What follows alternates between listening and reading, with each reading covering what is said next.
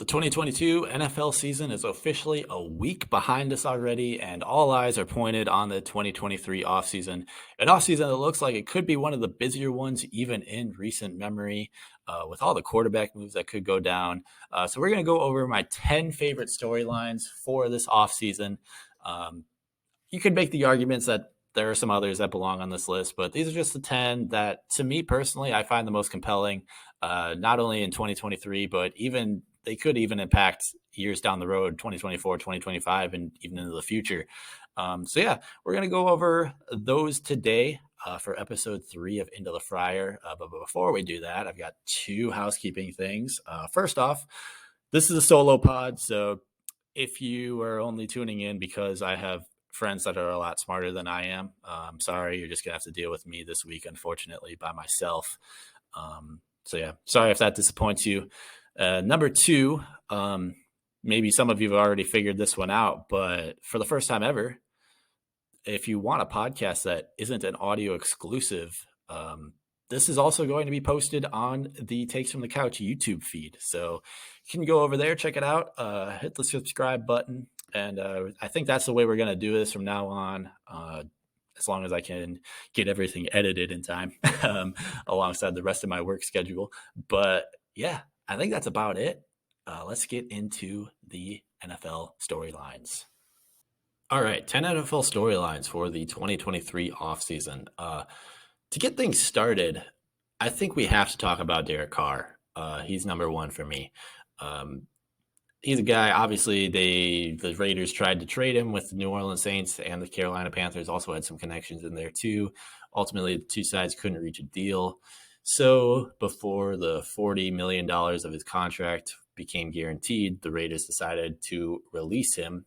And now he's on the open market and probably becomes the most sought-after free agent in the entire league. Because Derek Carr, he's not going to be a guy he's not going to be a top 5 quarterback anytime, like Patrick Mahomes, Josh Allen, those type of guys, right? But he is a guy that can turn around a franchise for you. Like, he's a guy, he's a decent quarterback. Like, he's probably in the same sort of tier as like a Kirk Cousins, who he's not gonna be the reason that you're winning a Super Bowl or anything like that, probably, but he is a guy that can at least bolster you up into a potential playoff spot. And looking at the teams that are connected to him, like the Saints, the Panthers, and the NFC South, a division that probably isn't going to get much better in 2023. I think that if either one of those two teams get him, whoever gets him probably vaults into the number one spot for the NFC South. At least they become the favorites at the very least. So that's a huge situation right now. An underrated team for me, looking at the Derek Carr landing spots, I think the Detroit Lions. I think the Detroit Lions are a team that could potentially make a run after this guy because, one, they have a potential out in Jared Goff's contract this offseason, so they can move off of him relatively easily. I think they'd take on like $10 million in dead cap, but that's about it. So that's definitely a situation to watch because him and Derek Carr and Dan Campbell together, I feel like would be a really fun duo at quarterback and head coach. I feel like those two guys have very similar personalities.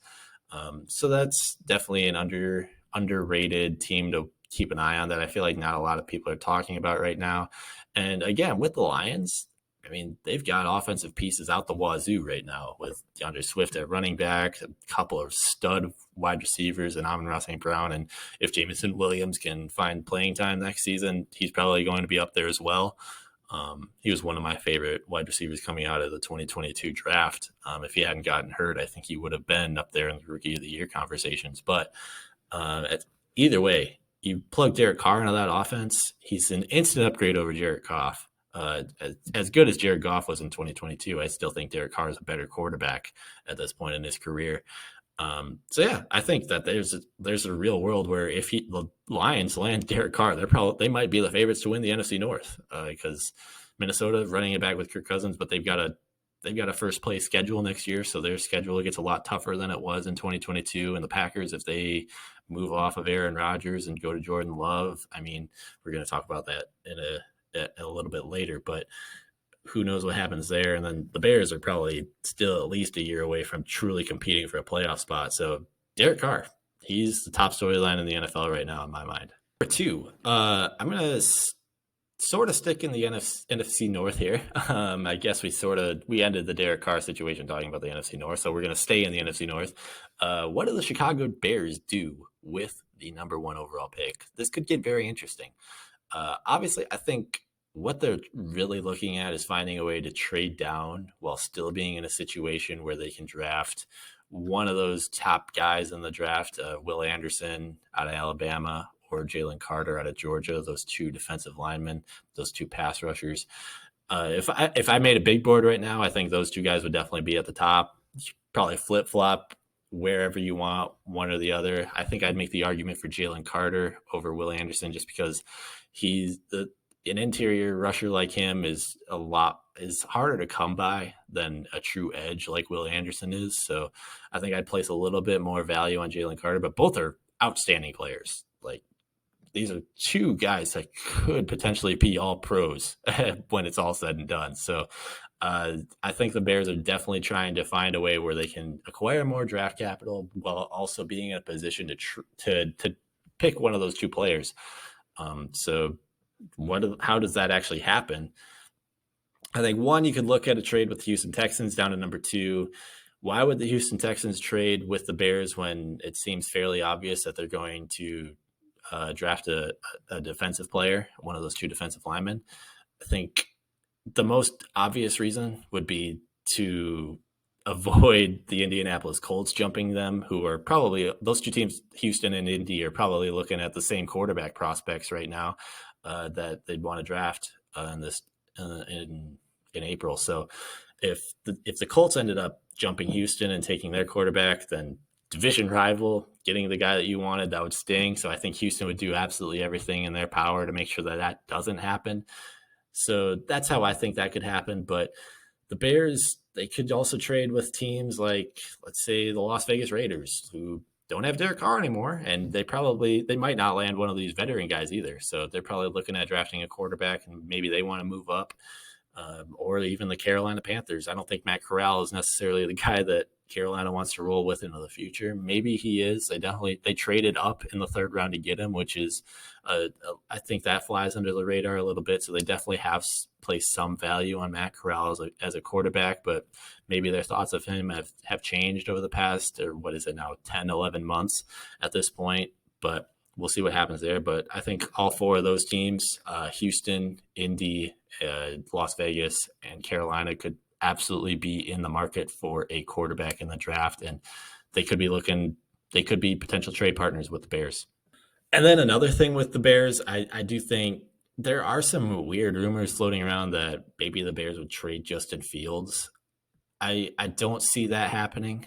I really don't. I think Justin Fields he's a guy that you want to keep developing. He showed some nice flashes in 2022 in terms of not only his ability as a runner, but he also made a few nice throws. Obviously, there's still a long ways to go with him, and ultimately, it probably comes down to this: could the Bears get more for the number 1 overall pick, or could they get more for Justin Fields? I don't know the answer to that at this point in time. So maybe if they could get a substantial amount more for Justin Fields, they'd look to make a trade. They'd look to move off of him, and maybe they select a quarterback at number 1, or maybe they trade both. And if they think that, maybe Houston's probably going to draft Bryce Young, right? And we really like CJ Stroud. Bears drafted, just obviously it was a different GM at the time, but they drafted Justin Fields, Ohio State quarterback. Who else is an Ohio State quarterback in this draft? CJ Stroud. So maybe they like CJ Stroud just as much as they like Justin Fields. I think CJ Stroud is probably a better passer at this point in time than Justin Fields is. Definitely not as dynamic as a player in terms of his rushing ability on top of his throwing. But it's just things to keep in mind. The Bears have a lot of options with this number 1 overall pick, and I think it's going to be very interesting to see what they do in the coming weeks and months. Number 3, I think a lot of fans, especially Vikings fans, have kind of just chalk this one up to a foregone conclusion that it's just going to be a happy-go-lucky thing between the Minnesota Vikings and Justin Jefferson in terms of his next contract, his extension that he's eligible for this offseason. And obviously, this isn't a situation where he absolutely has to sign this deal now or he's going to be gone. Obviously, they still have their 5th year in 2024 that they're going to pick up. So this isn't a do or die situation right now. But there's a few reasons why this is an important topic right now. Because one, Jefferson has been all that was expected from him out of LSU and then some. He's had one of the best 3-year stretches in his first NFL seasons that any wide receiver has ever had in the history of the game. So I think that there's a very high chance that any extension that he gets from the Vikings is going to reset the wide receiver market again. We've seen guys like Tyreek Hill last year. He got traded by Kansas City to Miami, and then he got his huge contract from them. I think that there's a very good chance that Justin Jefferson, if he got an extension from the Vikings, it would be even more. It would be even better than what Tyreek Hill got. So we're looking at a situation, especially with teams that continue to place high value on the wide receiver position. We're looking at a situation where Jefferson could reset that market again. But if they don't get an extension done, if the two sides can't determine like what's a reasonable price that they can agree on, let the speculation start, because there's not a team in the NFL that won't be calling Minnesota if they don't get an extension done this year, because Jefferson, he's just an outstanding player, and he's one of, if not the very best wide receiver in the game. You can make arguments for, I don't know, Devontae Adams. He kind of took a step back in 2022, but he's definitely still a great wide receiver. Tyreek Hill he transformed Miami's offense, but Justin Jefferson has to be considered in that conversation after he led the league in receptions and receiving yards in 2022. He only gets better every single year. And just the gravity that he brings to an NFL field it's hard. It's hard to match. And maybe the Vikings don't want to pay him. And it's kind of like the Stephon Diggs situation where they just try to trade him, get another draft pick, or maybe hopefully they try to go get a couple more draft picks if they really were looking at a Justin Jefferson trade, and then they go take his replacement in the first round of whatever draft. But I don't think that it's going to be very easy to replace Justin Jefferson in terms of either the statistics or the gravity that he brings. And two, I do think that ultimately these two sides will probably reach a deal at some point. Maybe they'll take a little bit longer than some fans are hoping or expecting right now, but I do think that it's probably going to get done. But if it doesn't, let the rumors start, because it's gonna be 2 years of nothing but what is gonna happen with Justin Jefferson. All right, number 4, and you could probably make the argument that this should be higher on this list, but it kind of just feels like this is going to be something that carries on year after year with Lamar Jackson and the Baltimore Ravens. Lamar Jackson probably going to get the franchise tag in 2023. Just because it doesn't seem like the two sides are all that close on reaching a new contract. And it seems like he's just trying to go the Kirk Cousins route of he's going to sit on the franchise tag for a year or two, and then when he finally hits the open market, he's going to bet on himself and see what kind of teams want him. So this is probably a less pressing thing now than it will be next offseason, say, but I do think that this is still a prevalent topic that needs to be discussed, because if Lamar Jackson does go the Kirk Cousins route and bet on himself in free agency and see what kind of teams want him, you're going to be hard pressed to find a team that doesn't look to add Lamar Jackson, because he's definitely had some injury issues over the past couple seasons, but don't forget he's an MVP. Like a recent MVP at that. So, and he still hasn't turned 30. So I think that this guy's still got a lot of football ahead of him, and teams are going to be chomping at the bit to try to pick him up if he's available in free agency. One of these years, it's not going to be this year, I don't think. I think he's still going to be a Baltimore Raven. Maybe he holds out. Maybe then they have to look to a trade, but I don't think that this is necessarily the most pressing topic right now, but it's definitely one to keep an eye on, and it's going to be a very interesting situation in Baltimore with this contract. Number 5, I'm going with the Sean Payton Denver Broncos coming together. I think This has to work. This absolutely has to work. Like, there's no way around it. A year after you trade Russell Wilson, you trade for Russell Wilson in a blockbuster deal. You go all in on trying to get your franchise QB for a team that seemed like at the time they were a QB away from truly competing for a Super Bowl. To what happened in 2022, this has to work. You trade another first and a third in order to get him.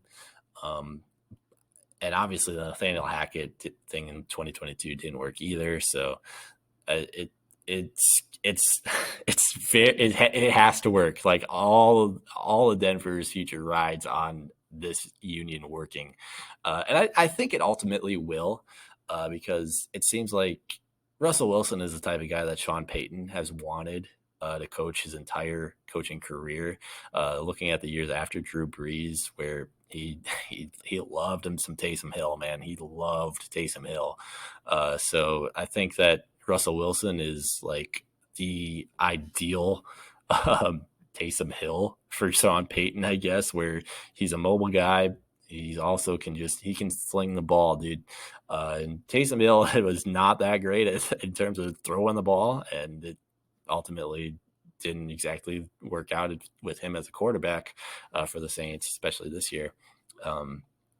But I think that this is a really ideal thing for Sean Payton. Like, this is probably what he's been looking for in terms of a quarterback, because he didn't really have it with Drew Brees. Brees was he's like got a similar stature to Russell Wilson. He's not tall, he's not super big, but he can sling it when he needs to.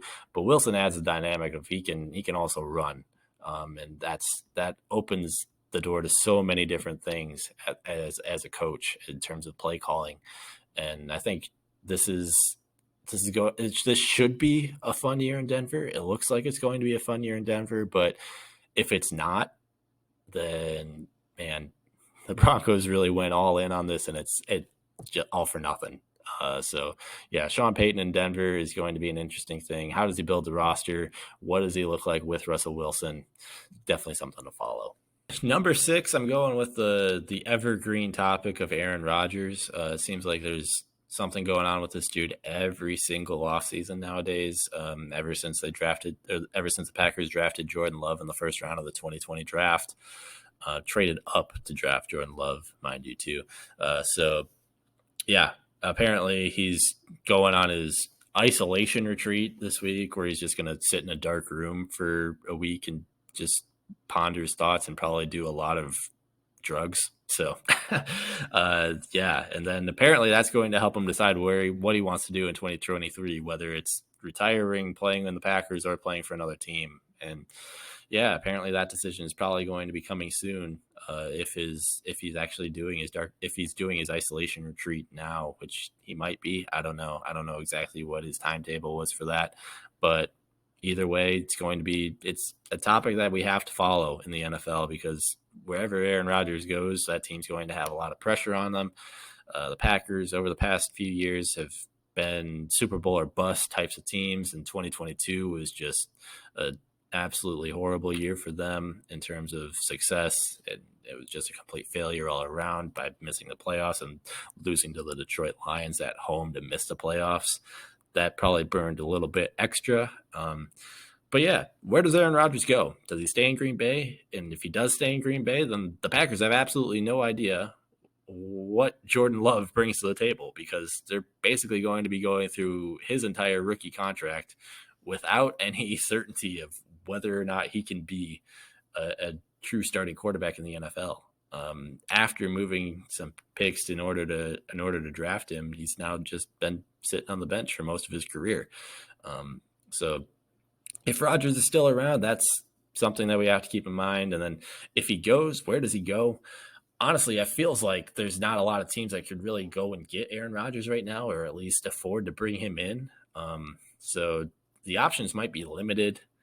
As crazy as it is to say that a back-to-back MVP from 2020 and 2021 might not be able to garner a ton of draft capital, but he's getting old. He's got a huge cap hit on his contract over the next few years, and there's just not a lot of teams that can swing a move like that. So really the two teams that it comes down to for me are the Las Vegas Raiders or the New York Jets.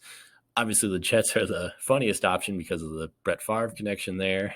And then they also hired Hackett as their offensive coordinator. So it'd be a little bit of a reunion there as well. So, yeah, what happens with Aaron Rodgers? Does his isolation retreat bring him any sort of clarity on what he wants to do in 2023? Number 7, we're sticking with the QB trend, but this time we're focusing on a quarterback room as a whole. We're talking about the San Francisco 49ers. They've got 3 guys that legitimately could start for them in 2023. And only one of them is the guy that they traded 3 first-round picks to acquire. And of all of the 3, he's the guy that started the least amount of games for them, which is just absolutely wild. Obviously, we're talking Trey Lance, Brock Purdy, Jimmy Garoppolo. Jimmy Garoppolo is hitting free agency, so it's less likely that he sticks around, even though it seems like he's been in the trade rumors for 2 years now. When are they going to move Jimmy Garoppolo? Where are they going to move Jimmy Garoppolo? Seems less likely that he comes back in 2023, but hey, I mean, look, we're looking at a situation. Trey Lance, maybe he's not completely ready to go at the start of the season. Brock Purdy, too. I mean, he suffered his UCL tear in the NFC Championship game, but prior to that, he looked very good.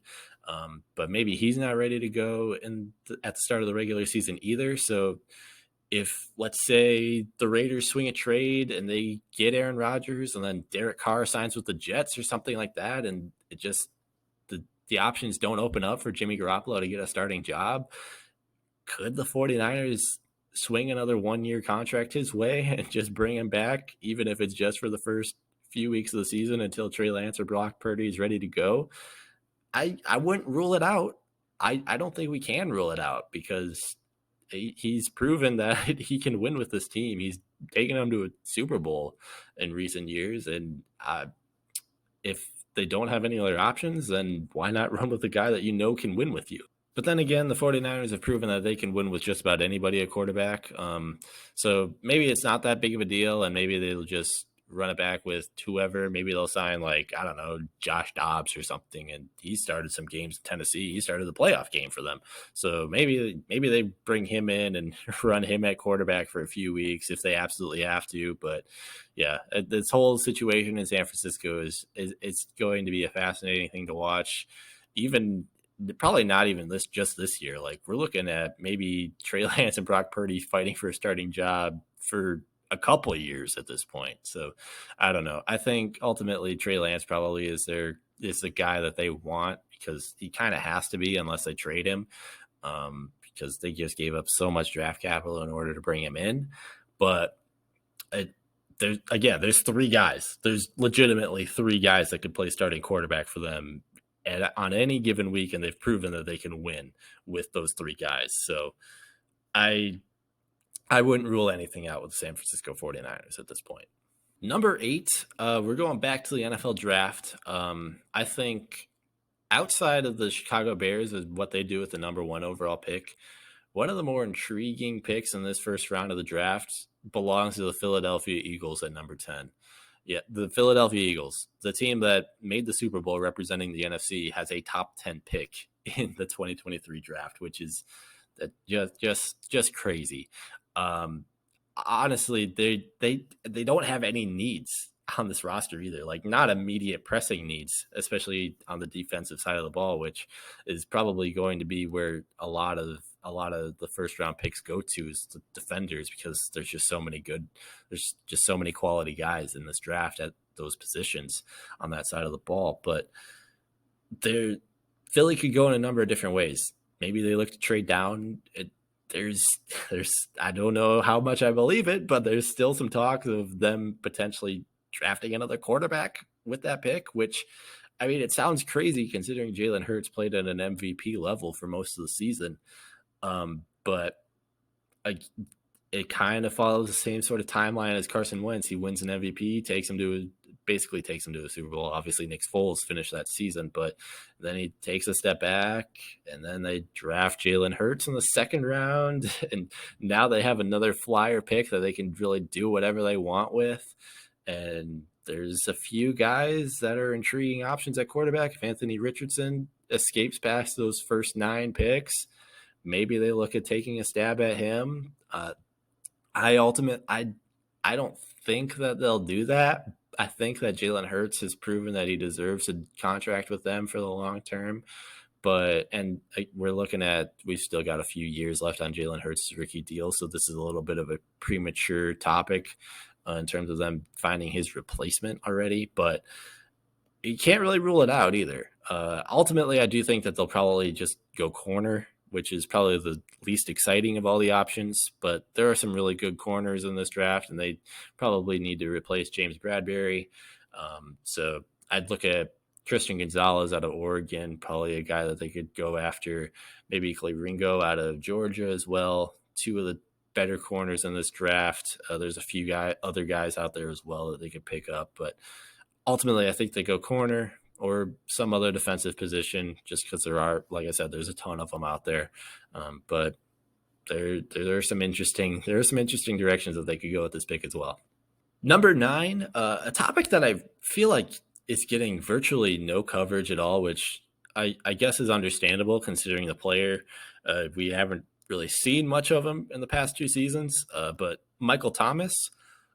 For the Saints, he's probably going to be leaving the Saints this offseason. It seems like things are trending in that direction after a ton of injury issues. And the Saints, again, they have to find ways to clear cap space, and that's probably one of the ways that they can do that this offseason.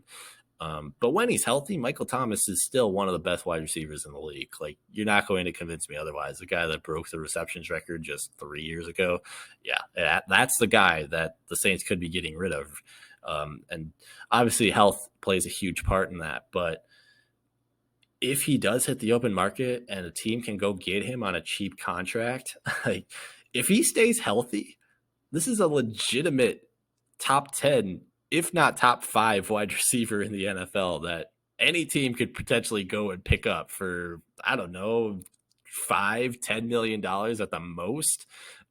So yeah, it's just a wild thing to consider that he's probably going to be on the open market. I think if he had been healthy, then the Saints wouldn't be in this position where they're probably going to part ways with him, or at least think about parting ways with him. But if he is able to stay healthy, or even at like 80% of what normal Michael Thomas is, say what you want about slant boy or whatever, I don't know, but I think that regardless, he's still one of the better wide receivers in the league, and he's definitely worthy of a starting spot if he stays healthy. So he's gonna go in and probably help some other team other than New Orleans. So definitely a guy to keep an eye on, and he's no small get if your team lands him. He's definitely one of the bigger fish at the wide receiver spot, and this might be the perfect time to take a chance on a guy like that. And finally, number 10, this is less of a topic that I'm really interested in and more of a topic that I've just seen floating around over and over and over again, and I feel like I have to talk about it at least once and then probably just never talk about it again. But Bryce Young's weight is apparently a really big thing. I mean, first, I understand that there are people that have concerns with Bryce Young's size going into this draft. We've never really seen a quarterback this small going into the NFL, at least not in recent memory. But I understand why people have some size concerns with him, maybe some injury concerns down the road with Bryce Young, and maybe they'd opt for a guy like CJ Stroud, who's more of your prototypical size QB. He's got a strong arm. He can see over his offensive line. But I think it's weird that people are getting hung up on maybe the 5 to 10 pound swing that he could have at the combine.